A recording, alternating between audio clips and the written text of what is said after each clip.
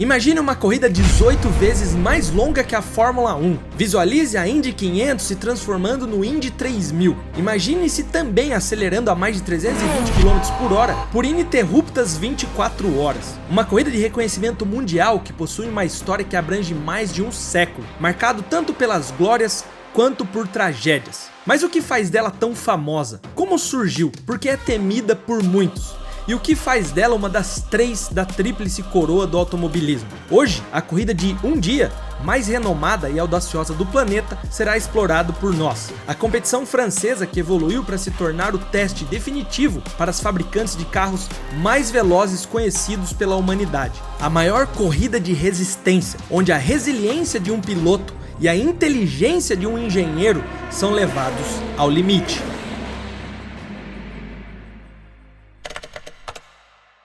Lá pelos anos 1900, aconteciam corridas bem longas que atravessavam a Europa, mostrando o que havia de mais avançado na tecnologia automobilística. No entanto, muitas dessas corridas eram basicamente sobre velocidade. A competição era para criar o carro mais rápido possível e torcer para ganhar no final. Porém, em 1923, um clube de automobilismo francês, conhecido como ACO, decidiu fazer algo diferente. Eles queriam criar um desafio que levasse tanto o veículo quanto o piloto para além do que era considerado convencional, além da pura velocidade. Essa ideia ambiciosa estava prestes a se desenrolar na pitoresca cidade de Le Mans. Não foi a primeira vez que alguém tentou fazer algo assim, mas eles estavam determinados a inovar, juntar velocidade mais resistência e com inovação. Competir em Le Mans iria exigir expertise em eficiência de combustível, uma abordagem pioneira em aerodinâmica, uma equipe de pilotos de elite com concentração inabalável e, acima de tudo, um carro esportivo de alto desempenho que pudesse resistir por 24 horas em seu ápice de performance. Embora não tenha sido a corrida de 24 horas inaugural, Le Mans se destacou graças ao circuito escolhido pelo ACO, o circuito de La Sarthe. Em sua forma original, o circuito se assemelhava a um triângulo com cerca de 17,2 km. No entanto, chamar isso de circuito era uma descrição generosa. O layout da pista incorporava estradas públicas serpenteando dentro e fora de uma cidade mais próxima, antes de se transformar em estradas de cascalho e pedra, e em seguida retornar a uma pista de corrida dedicada. Era um mix de cenários perigosos e desafios. Em vez de seguir uma distância específica ou um número determinado de voltas, o vencedor seria aquele que conseguisse percorrer a maior distância dentro de um período de 1440 minutos, 24 horas. A corrida inaugural em 1923 contaria com 33 concorrentes que se reuniram voluntariamente para competir nessa maluquice da época. Esses corajosos pilotos representavam equipes de fabricantes da época. Isso enfatizava a ideia de que essa corrida simbolizava uma batalha de equipes. Os carros foram classificados em categorias com base no tamanho do motor: pequenos, médios, grandes e motores muito grandes. O motor mais colossal da lista era o Excelsior Inline 6 cilindros de 5,3 litros, um carro esportivo fabricado na Bélgica. Esses carros não eram apenas robustos, musculosos. Na verdade, eles estavam sendo até que pioneiros na incorporação de barras anti-rolagem em seus projetos, porque mais uma vez a Le Mans estava focada em fomentar a inovação, o novo. Um exemplo disso é a Lorraine Dietrich, uma empresa francesa que apresentou um carro aerodinâmico de carroceria torpedo, capaz de atingir incríveis 145 km por hora. Também havia os já estabelecidos Delage de 2,1 litros competindo na corrida. Uma participação britânica também se destacou, na forma de um Bentley, de propriedade privada, publicamente endosado pela própria Bentley. A Ford, representada por Charles Montier, agente da equipe na França, participou com o modelo T único. Ao lado dos nomes proeminentes de Ford e Bentley, haviam fabricantes menos conhecidos, como a Bugatti, essa que faz os carros mais rápidos do mundo. Eles escreveram os dois Bugattis T22 Breccia na categoria de motores pequenos. Portanto, era de fato um elenco icônico e eclético de carros. Mas, mais uma vez, era a Le Mans, onde singularidade não tinha limites. Se liga nisso. A própria largada era um desafio diferente. Não era uma largada comum, com os pilotos acomodados em seus carros aguardando a luz verde. Não havia uma largada lançada nem formação de grid, de jeito nenhum. Em vez disso, os pilotos começavam a corrida do lado de fora de seus carros, posicionados no lado oposto da pista, Quando chegava a hora, tinham que correr até seus carros, pular dentro, prender os possíveis cintos de segurança da época, ligar o carro e partir, enquanto seus concorrentes também faziam o mesmo. Era um caos. Era uma maneira verdadeiramente épica de adicionar drama e emoção logo no início e servia como uma característica única das 24 horas de Le Mans. Assim, esses 33 pilotos embarcaram em uma jornada árdua e após completar uma órbita completa ao redor do Sol, os vencedores emergiam, André Lagatti e René Leonard. Eles percorreram 128 voltas em seu Chenard Sport, totalizando mais de 2.200 km. A corrida provou ser um absoluto triunfo e a notícia se espalhou por toda a Europa de que um novo padrão de resistência automobilística havia sido estabelecido e era conhecido como Le Mans. Após essa corrida inaugural, o evento embarcou em uma sequência histórica de sucessos. Em apenas alguns anos, parecia que todos os pilotos e fabricantes pelo mundo já tinham ouvido falar da Le Mans e queriam estar competindo por lá. No entanto, nesses primeiros anos, ninguém ganhou tanta notoriedade quanto Os B-Boys eram essencialmente um grupo de entusiastas britânicos ricos que, bem, competiam com seus Bentleys em todos os lugares e a qualquer momento na década de 1920. Um desses Bentley Boys em particular, Joel Wolf Barnato, era tão rico que eventualmente adquiriu a marca. O que ainda é mais surpreendente é que eles tinham velocidade para combinar com a sua riqueza.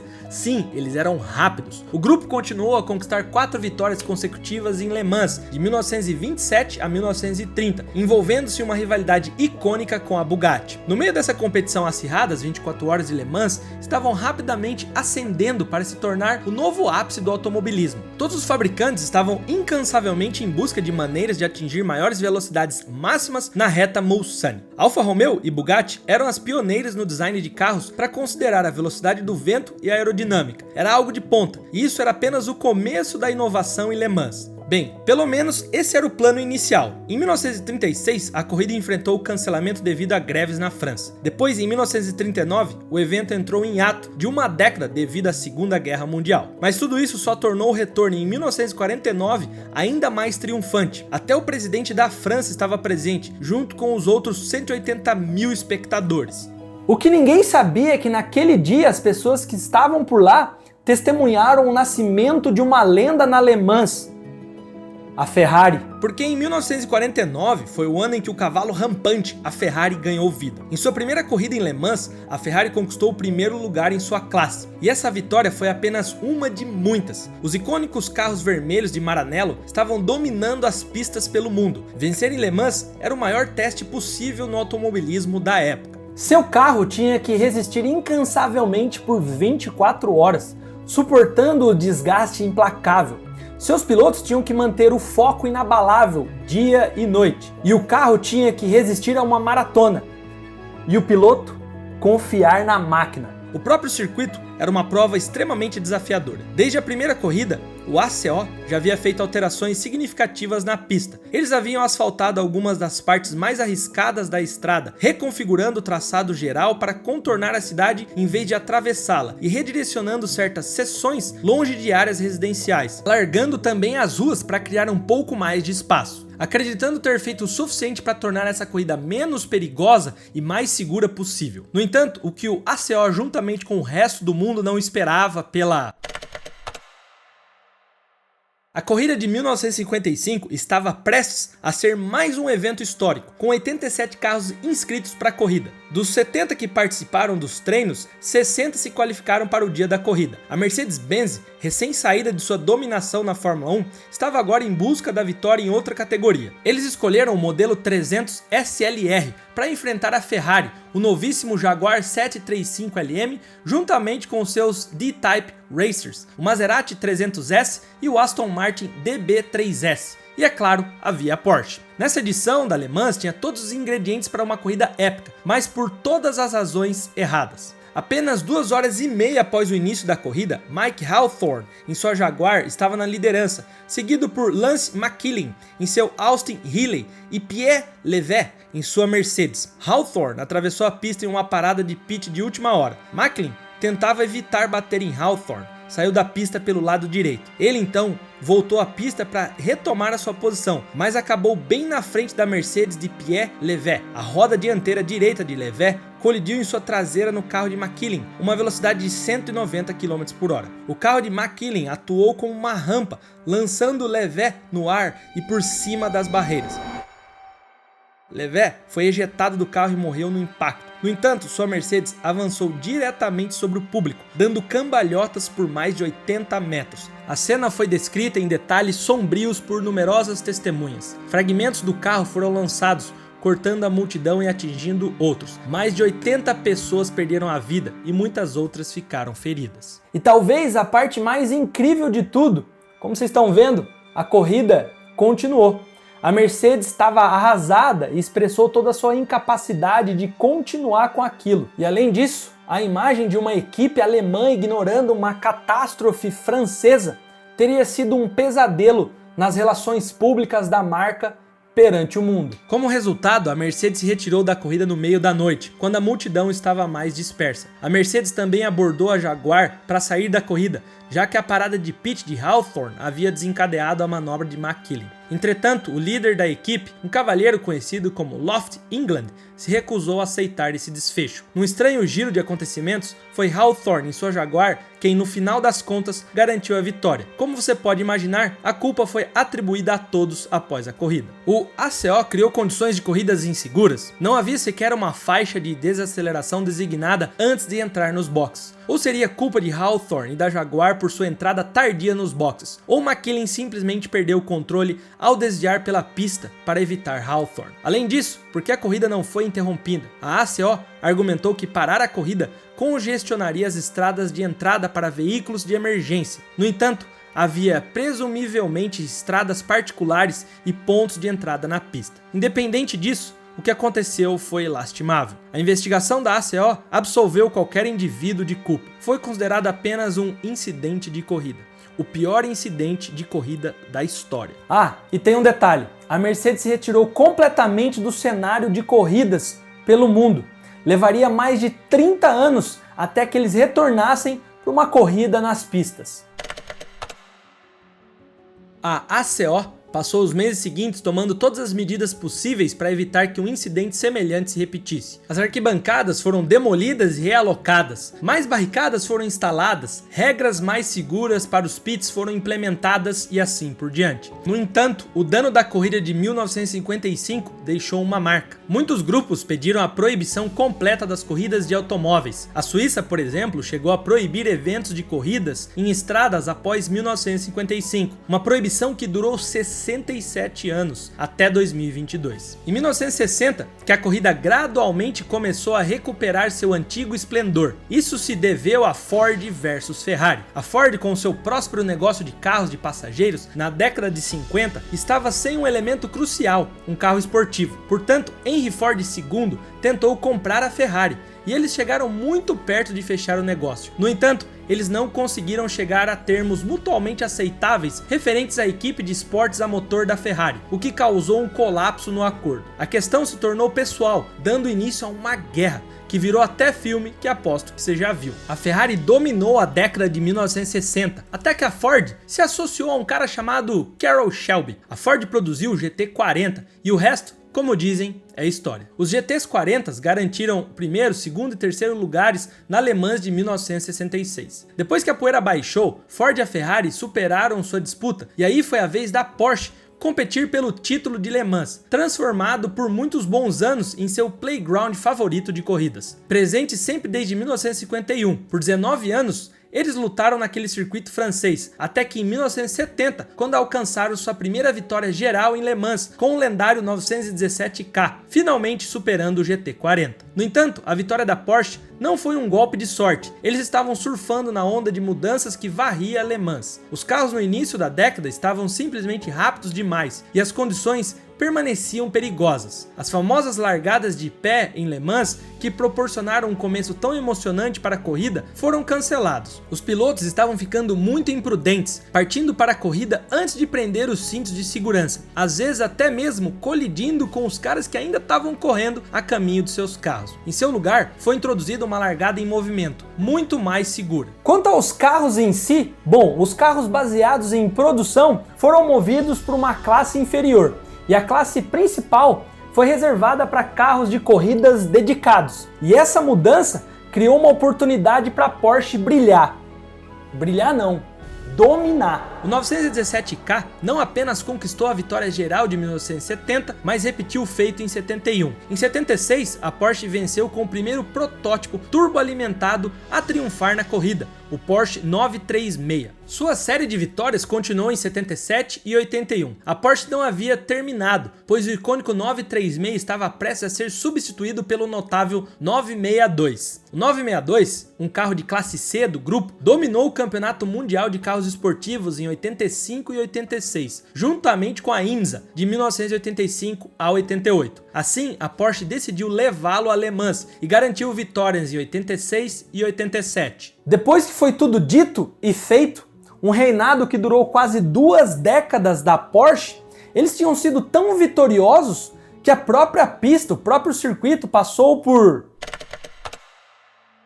Todas as equipes vencedoras futuras seriam compostas por 3 pilotos. Com os carros ficando mais rápidos, em 1986, a curva de Mulsanne foi reconfigurada em uma rotatória no cruzamento para reduzir acidentes. Em 87, a velocidade de entrada da ponte Dunlop era considerada muito alta com os carros modernos mais potentes, resultando na adição de uma chicane. Em 88, pode-se dizer honestamente que o circuito estava praticamente novinho em folha em comparação a 30 anos atrás. A equipe de fábrica da Jaguar fez um retorno triunfal após a retirada da equipe em 57, apenas 2 anos após o trágico incidente de 55. A Mercedes-Benz também decidiu voltar, e ambas as empresas estavam determinadas a provar que ainda tinham o que era preciso. A Jaguar conquistou imediatamente a vitória em 88, enquanto a Mercedes venceu em 89. A Jaguar retomou o título em 90, apesar de mais uma mudança significativa no percurso. A FIA havia estabelecido regras sobre o comprimento máximo das retas e a reta Mulsanne agora era considerada muito longa e rápida.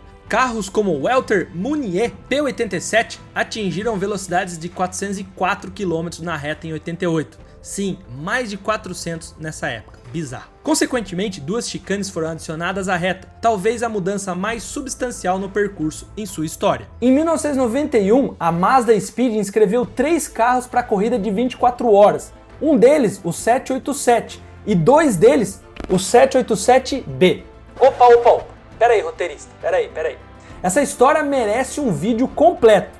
E por sorte sua, meu querido, a gente já fez. Inclusive, eu te conto mais detalhes dessa imagem aqui já. O que ocorreu é que o automobilismo em todo o mundo estava em declínio. Muitas equipes se retiraram ou reduziram seus orçamentos. E as categorias de corrida foram continuamente ajustadas para se adaptar a essas mudanças. Em 92, a classe do Campeonato Mundial de Carros Esportivos foi descontinuada, levando a mais uma transformação. Foram embora os carros de corridas construídos sob medida e voltaram os carros de turismo. No entanto, como é frequentemente o caso no automobilismo, para garantir a vitória é necessário ultrapassar os limites das regras. A Porsche voltou à competição com seu Dauer 962 por meio de uma brecha de produção e dominou o campeonato de 94. Em 95, a McLaren usou a mesma brecha para superar a Porsche com o F1 GTR. Em 96, todos os principais fabricantes do automobilismo haviam percebido essa brecha e estavam inscrevendo supercarros recém-construídos para competir. A Ferrari trouxe o F40 LM.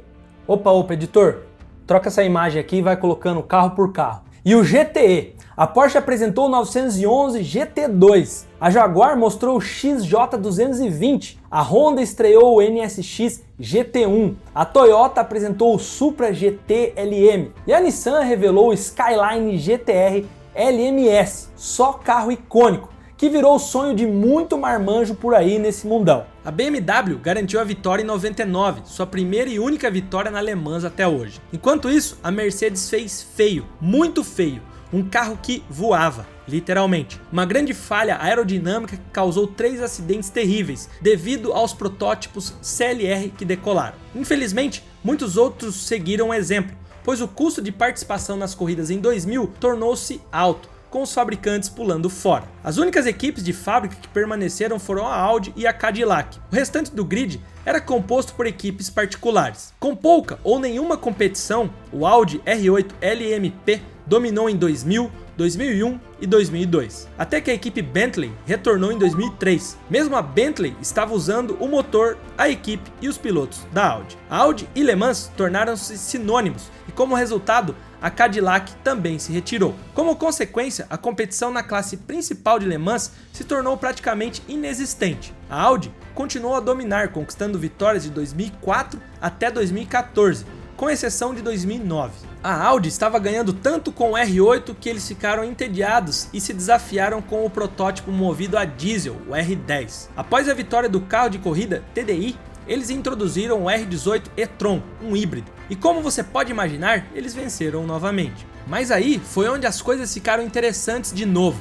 Veja bem, a Le Mans sempre foi o campo de testes para novas tecnologias no automobilismo, o mais avançado em engenharia automotiva. Coisas como biocombustíveis estavam começando a ser usados, e quando o mundo começou a reconhecer o valor dos carros elétricos, o híbrido Audi R18 surgiu para mostrar que até a energia da bateria poderia ser usada para velocidade. Em 2014, a Porsche voltou a Le Mans, não para testar o novo beberrão de combustível de alta potência, mas sim com outro híbrido, o 919. E é claro, a pioneira em híbridos, a Toyota, precisava fazer uma aparição com seu protótipo TS040. Até a Nissan voltou com o GT-R LM Nismo, e finalmente batalhas épicas estavam voltando. E assim como nos anos 80, a Porsche encontrou seu caminho para o topo, vencendo em 2015, 16 e 17, com o Porsche 919 Hybrid. Mas essa vitória de 2016 foi diferente. Parecia que pela primeira vez a Porsche enfrentaria rivais à altura, e essa equipe era a Toyota. O Toyota TS050 Hybrid e o Porsche 919 batalharam pela liderança durante toda a corrida. Faltando menos de uma hora, a Toyota tinha apenas uma vantagem de 30 segundos sobre a Porsche. Uma vantagem de 30 segundos em uma corrida de 24 horas. Então, a Porsche teve que fazer um pit stop. A Toyota havia finalmente colocado uma mão na taça. A supremacia híbrida da Porsche estava chegando ao fim, e então, faltando 3 minutos para o fim da corrida, o tubo do intercooler do Toyota se soltou do turbo e o carro perdeu toda a potência. 1437 minutos correndo como um verdadeiro campeão, mas foram esses últimos 3 minutos que mais importaram. O 919 ultrapassou o Toyota que estava já parado, e a Porsche venceu a corrida. Foi trágico. E muitos se lembram desse dia. Mas a Toyota, pela primeira vez na história da Le Mans, teve um vislumbre do que era vencer. Mas embora tenham voltado no ano seguinte, e foi só em 2018 que enfim eles tiveram a tal redenção. Os pilotos eram todos superaços em suas próprias carreiras. Fernando Alonso, Sebastian Buemi e Kazuki Nakajima, e o TS050 Hybrid era uma máquina com pilotos aptos. Ambos os carros completaram a corrida com poucos problemas, e no final das 24 horas o TS050 venceu a corrida logo à frente de outro TS da própria Toyota, um verdadeiro e segundo lugar para fabricante em alto estilo. Porém, gigantes estão de volta e chegaram com os pés na porta. Ferrari, campeã de 2023, trouxe mais gente, Lamborghini, Alpine, e por aí vai. A Le Mans segue firme como uma das mais gloriosas corridas de carro desse planeta. E você lembra que eu mencionei no meio do vídeo da Mazda? Imagina um carro que revolucionou, venceu e teve 3 pilotos super improváveis, um deles ex-presidiário. Se liga nessa história que já passou da hora de virar filme, o banido 787B. Te vejo já em 5 segundos.